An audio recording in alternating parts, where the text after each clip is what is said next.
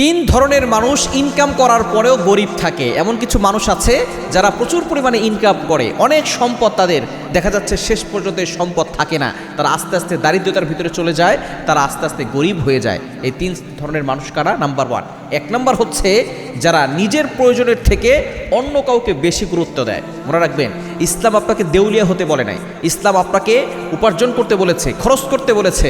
তবে সব কিছু আপনি অন্যের জন্য খরচ করে দিবেন, সব কিছু দান করে দিবেন, ইসলাম এটা সাপোর্ট করে না। নবীজি সাল্লাল্লাহু আলাইহি সাল্লামের কাছে একবার এক সাহাবী এসে বলতেছেন, ইয়া রাসূলুল্লাহ, আমার সকল সম্পদ আমি আল্লাহর জন্য খরচ করে দিব, আল্লাহর জন্য দান করব। নবীজি সাল্লাল্লাহু আলাইহি সাল্লাম বলছেন যে না, তোমার সন্তান আছে না? বলে হ্যাঁ সন্তান আছে।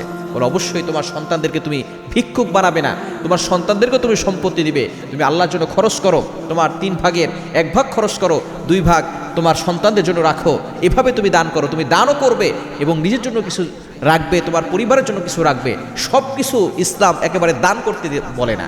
এজন্য আপনি নিজের প্রয়োজন দেখবেন না, কিন্তু আপনি অন্যের সকল প্রয়োজনগুলো দেখবেন, দেখবেন পরবর্তী সময়ে আপনি শেষ পর্যন্ত দান করার জন্য কিছু থাকবে, সেটাও আপনি পাবেন না। এজন্য অবশ্যই আপনি এই বিষয়ে খেয়াল রাখবেন। নাম্বার 2, দ্বিতীয় নাম্বার হচ্ছে যারা হারাম ইনকাম করে, তারা শেষ পর্যন্ত টাকা পয়সা থাকলেও আস্তে আস্তে তারা দারিদ্রতার ভিতরে চলে আসে। মনে রাখবেন, হারাম টাকা পয়সা চাকচিক্য দেখাতে দেখাতে শেষ হয়ে যায়, ওষুধ কিনতে কিনতে শেষ হয়ে যায়, হাসপাতালের বিল দিতে দিতে শেষ হয়ে যায়। এজন্য হারাম যারা ইনকাম করে তারা আস্তে আস্তে শেষ পর্যন্ত গরিব হয়ে যায়। এবং 3 নাম্বার হচ্ছে যারা সঠিক সময়ে সঠিক সিদ্ধান্ত নিতে পারে না। মনে রাখবেন, সঠিক সময় সঠিক সিদ্ধান্ত নেওয়া এটা হচ্ছে খুবই বুদ্ধিমানের কাজ এবং এটা বুদ্ধিমত্তার পরিচয়। এই জন্য বেশি বেশি করে আল্লাহর কাছে দোয়া করবেন, যাতে করে আপনার অর্থ হারামভাবে এবং অন্যায়ভাবে নষ্ট না হয়ে যায়, সে বিষয়ে খেয়াল রাখবেন।